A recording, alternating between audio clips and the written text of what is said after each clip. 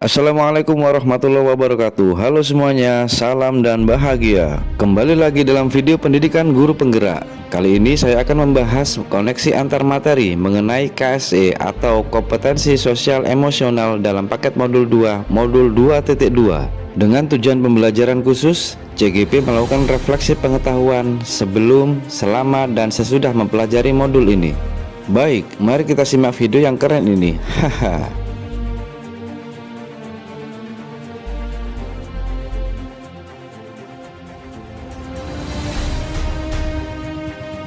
Kita awali dari pertanyaan pemantik. Apa kesimpulan tentang perubahan pengetahuan, keterampilan, sikap sebagai pemimpin pembelajaran setelah mempelajari pembelajaran sosial dan emosional?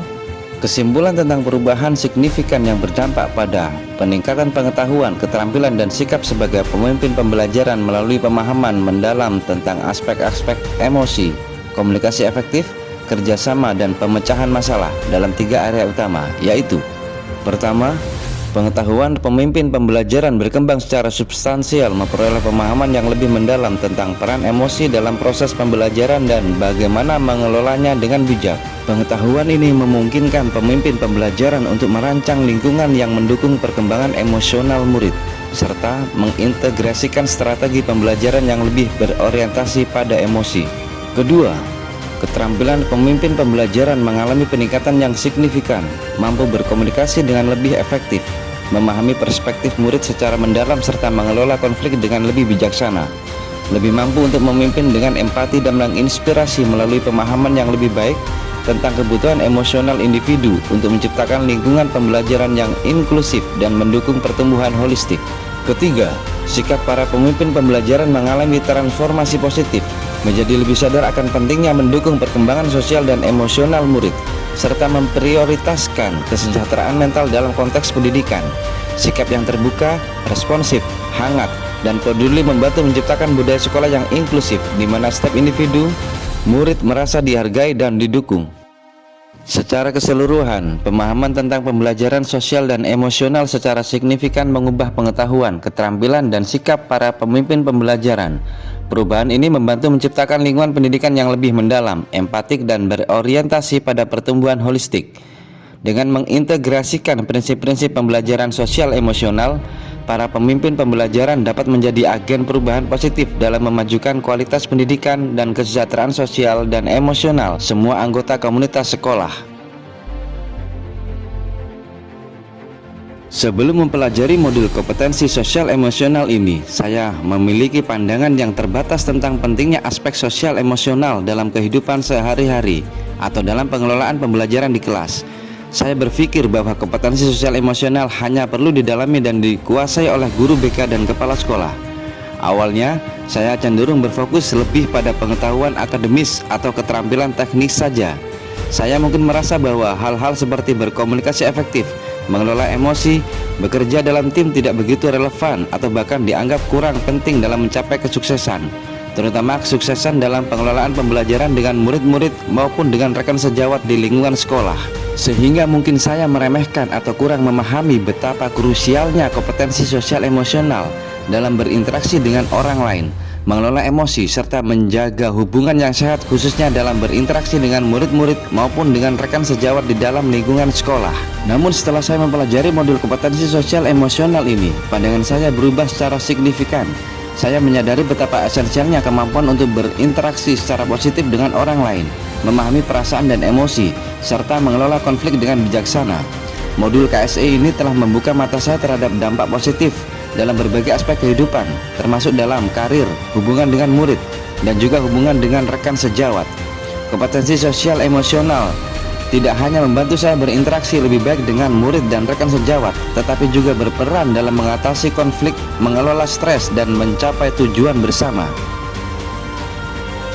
Berkaitan dengan kebutuhan belajar dan lingkungan yang aman dan nyaman untuk memfasilitasi seluruh individu di sekolah agar dapat meningkatkan kompetensi akademik maupun kesejahteraan psikologis, 3 hal mendasar dan penting yang saya pelajari adalah: A. Keterlibatan sosial dan emosional. Saya menyadari bahwa keterlibatan sosial dan emosional sangat penting dalam menciptakan lingkungan belajar yang positif.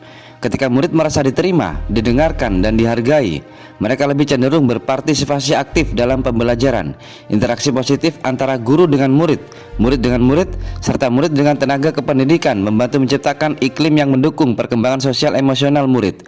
Keterlibatan sosial ini juga berkontribusi pada peningkatan kesejahteraan psikologis karena murid merasa memiliki jaringan dukungan yang kuat di sekolah. B. Keanekaragaman dalam pembelajaran. Saya menyadari bahwa setiap individu memiliki gaya belajar, minat, dan kebutuhan yang berbeda-beda. Dengan memahami dan mengakomodasi keanekaragaman ini melalui kompetensi sosial emosional, guru dapat menciptakan lingkungan yang inklusif dan responsif terhadap semua kebutuhan murid, terutama aspek psikologis dalam pembentukan karakter positif.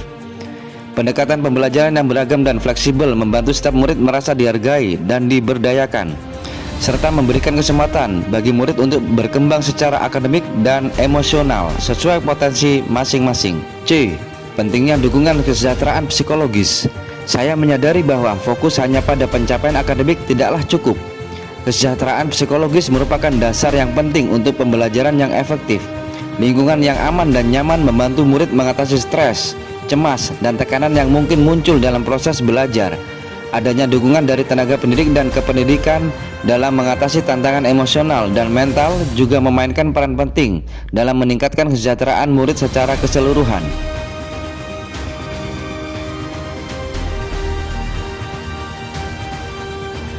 Berkaitan dengan pernyataan pada nomor 2, perubahan yang akan saya terapkan di kelas dan sekolah adalah bagi murid-murid, selain pembelajaran yang berdiferensiasi, saya juga akan mengintegrasikan kompetensi sosial emosional atau KSE di dalam kegiatan belajar mengajar dalam 3 bagian seperti pembukaan hangat, memberi kesempatan murid untuk berbicara, mendengarkan aktif, memungkinkan interaksi, menciptakan rasa memiliki.